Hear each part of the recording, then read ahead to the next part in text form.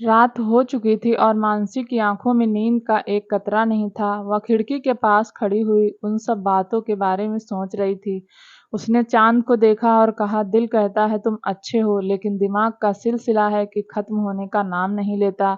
मानसी ने गहरी सांस ली और फिर जाकर बेड पर लेट गई। ना जाने उसका आने वाला कल उसके लिए क्या नई हलचल लेकर आएगा। उसने अपनी आंखें बंद कर ली और सोने की कोशिश करने लगी। कुछ देर बाद उसे एहसास हुआ कि जैसे कोई उसकी कमर को खींच रहा है। मानसी का दिल बैठ गया। उसने चिल्लाना चाहा, लेकिन दूसरे ही पल उसके मुंह पर किसी ने हाथ रख दिया और उसका मुंह बंद कर दिया। अचानक से मानसी को एक जानी पहचानी खुशबू का एहसास हुआ। सक्षम, लेकिन वह सक्षम का चेहरा नहीं देख पा रही थी, इसलिए उसने छटपटाते हुए सक्षम का हाथ काट लिया, लेकिन फिर भी सक्षम ने उसके चेहरे से अपना हाथ नहीं उठाया। तो मानसी बंद आवाज में बोली, मैं तुम्हें खा जाऊंगी, तुम हाथ हटाओ। सक्षम ने इस बार उसके चेहरे से हाथ हटा दिया और मानसी ने तेज सांसें लेते हुए रूम की लाइट जलाई और सक्षम के सीने पर मुक्के मारते हुए कहा, तुम बेशरम इंसान, तुमने मुझे डरा दिया। तुम्हारी हिम्मत भी कैसे हुई यहाँ आने की। सक्षम ने उसका हाथ पकड़ लिया और उसे बेड पर धकेल दिया और खुद उसके ऊपर आ गया। मानसी बोली, यह क्या है सक्षम? अगले हफ्ते तुम्हारी शादी किसी और के साथ है और तुम मेरे कमरे में मेरे ऊपर चढ़े हुए हो। क्या तुम्हारे अंदर मैनर नाम की कोई चीज नहीं है? सक्षम को उसकी बात सुनकर थोड़ा गुस्सा आ गया। यह औरत कभी उसे परेशान करने का मौका नहीं छोड़ती थी। सक्षम ने भी इस बार उसे परेशान करने के लिए कहा, शादी तो अगले हफ्ते है, क्यों ना तब तक मैं तुम्हारे साथ रहूं। यह कहकर वह मानसी की गर्दन पर झुक गया। मानसी तो जैसे उसकी बात सुनकर फटने वाली हो गई। वह गुस्से में बोली, सक्षम तुम दूर हटो मुझसे, तुम्हारी इतनी हिम्मत। लेकिन सक्षम नहीं हिला, वह बस अपना काम करता रहा। लेकिन तभी किसी ने दरवाजे पर जोर जोर से मारना शुरू कर दिया, जैसे कोई दरवाजा तोड़ ही देगा। सक्षम उठा और दरवाजे की तरफ बढ़ गया। मानसी ने भी खुद को ठीक किया और वह भी दरवाजे की तरफ बढ़ गई। सक्षम ने जब दरवाजा खोला तो उसने अपने सामने अपने नाना को पाया, जो गुस्से में उसकी ही तरफ देख रहे थे। फिर उनकी नजर मानसी के ऊपर गई, जो सक्षम के पीछे ही खड़ी हुई थी। वह गुस्से में बोले, सक्षम तुम इस औरत के कमरे में क्या कर रहे हो? क्या तुम भूल गए कि अगले हफ्ते तुम्हारी शादी है और तुम बेशरम की तरह किसी और लड़की के कमरे में हो? क्या होगा सिमरन का जब वह तुम्हें इस तरह से किसी और के साथ कमरे में देखेगी? यह कहकर उन्होंने मानसी की तरफ देखा और कहना शुरू किया, और यह बदचलन लड़की, क्या यह सक्षम के नाना? इतना ही कह पाए थे कि सक्षम ने गुस्से में कहा, सोच समझ के बोलिए नाना जी, यह मेरी वाइफ है। आपके मुंह से इसके खिलाफ निकला एक शब्द भी मैं बर्दाश्त नहीं कर पाऊंगा। फिर मुझे नहीं पता कि मैं आपके साथ क्या करूंगा। सक्षम के शब्द बहुत कठोर थे, जिससे उसके नाना मानो पागल ही हो गए और उन्होंने सक्षम से कहा, तुम कल के आए लड़के मुझे सबक सिखाओगे? तुम्हारी औकात क्या है मेरे सामने? और तुम एक बात भूल रहे हो कि तुम्हें मुझे तुम्हारी दुखती नस पता है, तुम्हारे माँ बाप के कातिल। लेकिन देखकर ऐसा लगता है जैसे तुम अब सब भूल गए हो कि तुम्हारे कोई माँ बाप भी थे और जो उनके लिए तुम्हारे अंदर बदला लेने की आग थी, वह अब ठंडी पड़ गई है। यह कहकर वो जोर जोर से हंसने लगे। सक्षम के चेहरे पर उनकी बात सुनकर एक बंद भरी मुस्कान आ गई और उसने एक नज़र आसपास खड़े अपने आदमियों पर दौड़ाई। जैसे ही उसके आदमियों ने उसका इशारा समझा, उन्होंने आकर उसके नाना को पकड़ लिया। सक्षम बोला, इन्हें ले जाकर जेल में डाल दो और अच्छे से इनका ख्याल रखो। सक्षम की बात सुनकर उसके नाना को जैसे सदमा लगा और उन्होंने उन बॉडीगार्ड की तरफ देखा जो बाजू से पकड़कर खड़े थे। वह गुस्से में बोले, तुम दो कौड़ी के बॉडीगार्ड, तुम्हारी हिम्मत भी कैसे हुई मुझे पकड़ने की?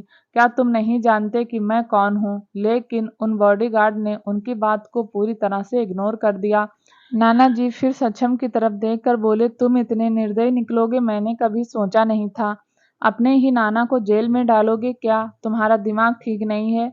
सक्षम ने कोई जवाब नहीं दिया, लेकिन पीछे से मानसी आगे आ गई और उसने सक्षम से कहा, सक्षम तुम ये क्या कर रहे हो? या तुम्हारे नाना जी हैं? सक्षम ने मानसी की बात पर गौर नहीं किया और अपने आदमियों से कहा, ले जाओ इन्हें। सक्षम के नाना ने आसपास आवाज लगाई, अरे निकम्मे, कहाँ हो तुम सब? कोई तो मुझे बचाओ। तभी वहां पर उनका सबसे वफादार बॉडीगार्ड आ गया। उसे देखते ही सक्षम के नाना के चेहरे पर मुस्कुराहट आ गई और उन्होंने जल्दी से कहा, सासा, जल्दी आओ और मुझे बचाओ। यह मेरा निकम्मा नाती मुझे जेल में डाल रहा है। मैं इसे देश से निष्कासित करवा दूंगा। सासा ने एक नज़र सक्षम को देखा, फिर नाना के ऊपर अपनी गहरी नज़र जमा ली और उसके चेहरे पर एक मुस्कुराहट आ गई। वह बोला, बुड्ढे, तुझे क्या लगा मैं तुझे बचाऊंगा? मैं तो क्या, तुम्हें आइलैंड का कोई भी इंसान और न जानवर बचाएगा। तुम जानते हो तुमने इस आइलैंड के लोगों के ऊपर कितना जुर्म किया है। तुम्हारे लिए तो यह भी सजा कम पड़ेगी। सासा की बात सुनकर सक्षम के नाना का मुंह खुला का खुला रह गया और उन्होंने कहा, तुम गद्दार। फिर उनकी नजरें एक खंभे पर गई और वह फिर से चिल्लाई, सिमरन बेटा, तुम तो मुझे बचाओ और अपने दादा को खबर करो। उन्हें कहो कि यहाँ हमला करें और मुझे मेरे नाती के चंगुल से आज़ाद करवाएं। लेकिन सिमरन खंभे से पूरी तरह से सटकर खड़ी थी। जब से उसने यह देखा था कि किस तरह से सक्षम ने सभी पावर अपने हाथ में ले ली और किस तरह से अपने ही नाना को गिरफ्तार कर लिया, तब से उसकी सांस लेने की आवाज़ भी बाहर आना बंद हो चुकी थी। एकमात्र जो उसके पास सहारा था वह थे सक्षम के नाना, जिनका इस्तेमाल करके वह सक्षम से शादी कर सकती थी। लेकिन अब उसका यह सहारा टूट चुका था और उसके पास यहाँ से भागने के अलावा और कोई चारा नहीं था। सबके वहाँ से जाने के बाद सक्षम ने दरवाज़ा बंद कर दिया और मानसी को देखा, जो हैरानी से उसे ही देख रही थी। मानसी ने पूछा, सक्षम, क्या तुम्हारा दिमाग ठीक से काम नहीं कर रहा है? तुम्हें पता भी है तुमने अभी-अभी क्या किया है? तुमने अपने नाना को जेल में डलवा दिया है, अपनी माँ के पिता को। सक्षम ने मानसी की बात का जवाब गुस्से में दिया। नहीं है वह मेरे नाना, जिसने अपनी ही बेटी के मरने का षड्यंत्र रचा हो। वह ना एक अच्छा बाप हो सकता है और ना ही उससे मेरा कोई रिश्ता हो सकता है। मानसी ने उसकी बात सुनी तो उसकी आंखें फटी की फटी रह गई। जैसे ही मानसी ने सक्षम के मुंह से उसके नाना के कातिल होने की बात सुनी तो वह अचंभित हो गई और उसने आंखें फाड़े कहा, सक्षम, यह तुम क्या कह रहे हो? सक्षम मानसी के सामने बिल्कुल भी कमजोर नहीं पड़ना चाहता था, लेकिन अब जब बात सामने आ गई थी तो वह मानसी से भी कुछ छुपाना नहीं चाहता था। इसलिए उसने कहा, हाँ, वह कातिल है मेरी माँ के। मेरी माँ आइलैंड की राजकुमारी थी और पापा बाहर के बिजनेसमैन। उन्होंने नाना के खिलाफ जाकर शादी की और इंडिया में चले गए, लेकिन नाना ने उनका पीछा नहीं छोड़ा। वह किसी तरह से उनसे संपर्क बनाने में नाकामयाब थे, क्योंकि पापा ने बहुत ज़्यादा सेफ्टी रखी हुई थी, इसलिए क्योंकि नाना जी उन्हें नुकसान पहुंचाना चाहते थे। इसी तरह 5 साल बीत गए। जब 5 सालों तक भी कोई बात नहीं बनी तो वह खुद इंडिया आए और उस वक्त माँ प्रेग्नेंट थी। नाना जी उनसे खुद घर मिलने आए और कहा कि वह अब उनके रिश्ते को स्वीकार करने के लिए तैयार हैं, क्योंकि वह अपनी इकलौती बेटी को नहीं खोना चाहते हैं। माँ भी उनकी बातों में आ गई, लेकिन कहीं ना कहीं पापा को उनके ऊपर शक था कि जरूर उनके दिमाग में कुछ ना कुछ चल रहा है, लेकिन उनके पास माँ की बात मानने के अलावा और कोई चारा नहीं था। फिर एक दिन माँ ने हॉस्पिटल में सुरभि को जन्म दिया। मैं, पापा और नाना, हम तीनों माँ के पास हॉस्पिटल में थे। मैं चेयर पर बैठा हुआ था और पापा सुरभि का पालना झुला रहे थे और माँ आराम कर रही थी। नाना जी बाहर गए हुए थे, तभी मुझे वॉशरूम में जाना हुआ, लेकिन जैसे ही मैं वॉशरूम के डोर पर था, अचानक से वहां एक आदमी आ गया जिसने अपने चेहरे पर मास्क लगाया हुआ था और उसने अपने हाथ में बंदूक पकड़ी हुई थी। हलचल सुनकर मैं पीछे मुड़ा तो देखा उस आदमी ने बंदूक पहले पापा की तरफ पॉइंट की थी और उन्हें एक के बाद एक करके 3 गोली मार दी और फिर उन्होंने माँ को भी गोलियां मार दी। माँ और पापा वहीं मर गए। मेरे आंखों के सामने मैं जम गया और वहीं खड़ा रहा। थोड़ी देर बाद नाना जी दौड़ते हुए आए और हाँफते हुए बोले, यह गोली की आवाज़ कहाँ से आई? जब उन्होंने आसपास का नज़ारा देखा तो वह भी बेसहारा जमीन पर गिर गए और बोले, यह किसने किया? उन्हें देखकर ऐसा लग रहा था जैसे वह बहुत दुखी थे। यह कहकर सक्षम चुप हो गया और मानसी को देखा, जो उसकी बातें सुनकर किसी सोच में डूब चुकी थी। सक्षम की कहानी में इतना झोल था कि वह खुद भी कंफ्यूज हो गई थी। आखिर वह क्या सोचे और क्या नहीं।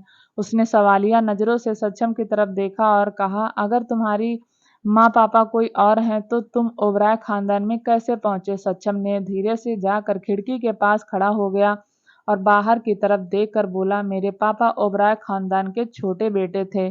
और जब दादी को पापा और माँ के मरने की खबर मिली तो पूरी तरह से टूट चुकी थी। और तभी नाना जी सुरभि और मुझे दोनों को अपने साथ ले जाने की जिद करने लगे, क्योंकि उनका हमारे अलावा और कोई नहीं था। पर दादी ने साफ मना कर दिया। कुछ बहस के बाद वह सिर्फ सुरभि को अपने साथ यहाँ लेकर आए और मुझे वहीं छोड़ दिया। दादी मुझे बहुत प्यार से रखती थी, मुझे माँ बाप की कमी महसूस ना हो, इसलिए उन्होंने मुझे अपने बड़े बेटे और बहू को भी माँ पापा कहने को कहा। और मैंने ऐसा भी किया, क्योंकि मुझे अपने परिवार की बहुत याद आती थी। लेकिन उन्होंने ना कभी अपने बच्चों को माँ बाप का प्यार दिया और ना ही मुझे। इसलिए तो बड़े भाई रिदम घर छोड़कर चले गए थे, क्योंकि उन्हें लगता था कि यह घर कम और काल कोठरी ज्यादा है। यह कहकर सक्षम चुप हो गया और बाहर की तरफ देखने लगा। मानसी ने उसके कंधे पर हाथ रखा और कहा, तुमने इतना कुछ सहा अपनी जिंदगी में, लेकिन मुझे कभी कुछ क्यों नहीं बताया? सक्षम मुड़ा और मानसी को सीने से लगा लिया और बोला, मैं नहीं चाहता था कि तुम्हें कभी मेरी वजह से परेशान होना पड़े। मानसी की पकड़ भी उस पर मजबूत हो गई और वह बोली, तो तुमने लोगों को मारना क्यों शुरू किया? सक्षम ने उसके बालों पर किस किया और कहा, जब मैंने ओबराय ग्रुप की कमान अपने हाथ में संभाली तो मेरे अंदर जो बचपन की याद थी वह भड़क उठी। मुझे किसी भी हालत में अपने माँ और पापा की मौत के पीछे किसका हाथ है पता लगाना था, और इसलिए मैंने इन्वेस्टिगेशन शुरू करवाई। जब मैंने सीसीटीवी फुटेज चेक करवाई तो पता लगा कि इसमें कोई पुलिस वाला शामिल था, क्योंकि वहां पुलिस के अलावा कोई और नहीं आ जा सकता था। इसलिए जो जो कड़ी इससे जुड़ती गई, मैंने उन सबको मारना स्टार्ट कर दिया और फिर लोगों को मारना, और मेरे काफ़ी दुश्मन भी पैदा हो गए। इसलिए जो भी मुझे परेशान करने की कोशिश करता, मैं उसे मार डालता, लेकिन फिर भी मैं असली कातिल तक पहुंचने में नाकामयाब था। फिर एक दिन नाना जी का मैसेज मुझे मिला। वह चाहते थे कि मैं यहाँ आकर उनकी गद्दी संभालूं। बदले में वह मुझे माँ और पापा के कातिल का चेहरा बताएंगे, क्योंकि उन्होंने उस दिन उस आदमी का चेहरा देख लिया था। जब मुझे बात पता लगी कि नाना जी को असली कातिल का चेहरा पता है, तो मुझे उनके ऊपर बहुत गुस्सा आया, क्योंकि अगर उन्हें कातिल के चेहरे का पता था तो उन्होंने खुद कुछ क्यों नहीं किया? आखिर उन्होंने भी तो अपनी बेटी खोई थी। सब कुछ जानने के लिए मैं 5 साल पहले यहाँ आ गया और उनकी गद्दी संभाली। उसके बाद मुझे इस आइलैंड के बेकार से नियमों का पालन करने के लिए कहते गए, लेकिन हर बार जब भी मैं उनसे कातिल के बारे में पूछता तो वह यह कहकर टाल देते कि उनकी तबीयत ठीक नहीं है। फिर एक दिन वह इस लड़की को मेरे पास लेकर आए और बोले कि मुझे इससे शादी करनी पड़ेगी। उसकी बात खत्म होने से पहले ही मानसी ने कहा, तो तुमने की शादी उसी से? सक्षम बोला, शादी मैंने नहीं की, और उसने कहा कि मेरी शादी पहले ही हो चुकी है। इसलिए वह मुझसे बच्चे की मांग करने लगे और मेरी बीवी के बारे में पूछने लगे, लेकिन मैंने उन्हें कुछ नहीं बताया, क्योंकि मैं इतना तो उनके बारे में जान गया था कि वह तुम्हें नुकसान पहुंचा सकते हैं, क्योंकि मैं तुम्हारी वजह से उनकी बात नहीं सुन रहा हूँ। बच्चे का जिक्र आते ही मानसी ने अपनी गर्दन ऊपर उठाई और पूछा, सक्षम विहान किसका बेटा है? विहान का जिक्र आते ही सक्षम का चेहरा कठोर हो गया। जैसे ही मानसी ने सक्षम से पूछा कि विहान किसका बेटा है, कहीं वह तुम्हारा बेटा तो नहीं? उसकी बात सुनकर सक्षम के चेहरे का रंग बदल गया। सक्षम ने कहा, विहान मेरा बेटा नहीं है, वो रिदम भाई का बेटा है। जब मैंने रिदम भाई से नाना जी की पूरी बात बताई तो रिदम भाई ने कहा, पहले नाना जी से सच्चाई निकलवाओ। तब भाई ने एक प्लानिंग बनाई और अपने बेटे को मेरे साथ आइलैंड भेज दिया था। तब विहान 1 महीने का ही था, तभी वह अपनी माँ को नहीं जानता। भाभी ने मुझसे वादा लिया था कि इसे अपना ही बेटा बताना, वरना नाना जी को अगर सच पता चला तो वह विहान को मार सकते थे। इसलिए विहान मुझे ही पापा मानता है। लेकिन तभी मानसी ने कहा, इसलिए विहान की तुमसे थोड़ा मिलती है शक्ल, क्योंकि वह तुम्हारे भाई का बेटा है। तभी उसका फ़ोन भी बजा। सक्षम मानसी से अलग हुआ और अपना फ़ोन उठाया। मानसी उसके पास ही खड़ी थी और सक्षम के फ़ोन की आवाज़ उसे साफ तौर पर सुनाई दे रही थी। सक्षम के फ़ोन के दूसरी तरफ से एक आदमी ने कहा, मास्टर, इस लड़के ने यहाँ आफत मचाई हुई है। यह यहाँ से भागने की कोशिश कर रहा है और इसमें हमारे आदमियों को भी जख्मी कर दिया है। सक्षम कुछ बोलने ही वाला था कि फ़ोन से फिर से आवाज़ आई, जाने दो मुझे। अगर तुमने मुझे जाने नहीं दिया तो मैं तुम्हारा वह हाल करूँगा जो किसी ने नहीं किया होगा। यह आवाज़ जैसे ही मानसी ने सुनी तो वह बिल्कुल सक्षम के कान के पास चली गई ताकि उस आवाज़ को साफ तरह से सुन सके। उसने फिर कहा, यह तो ऋषि है। मानसी ने फिर सक्षम को देखा जो उसे ही देख रहा था। सक्षम ने बिना कुछ कहे ही फोन काट दिया, लेकिन मानसी ने उसे पकड़ लिया और कहा, सक्षम ऋषि कहाँ है? सक्षम ने जवाब दिया, वह यहीं है। मानसी बोली, यहाँ कहाँ? सक्षम बोला, वह ठीक है जहाँ भी है। सक्षम को बुरा लग रहा था। मानसी ऋषि की चिंता करती थी तो उसे यह बात अंदर तक परेशान करती थी। वह उसकी थी तो फिर वह किसी और मर्द की इतनी चिंता क्यों करती है? यह बात सोचकर सक्षम को गुस्सा आने लगता था।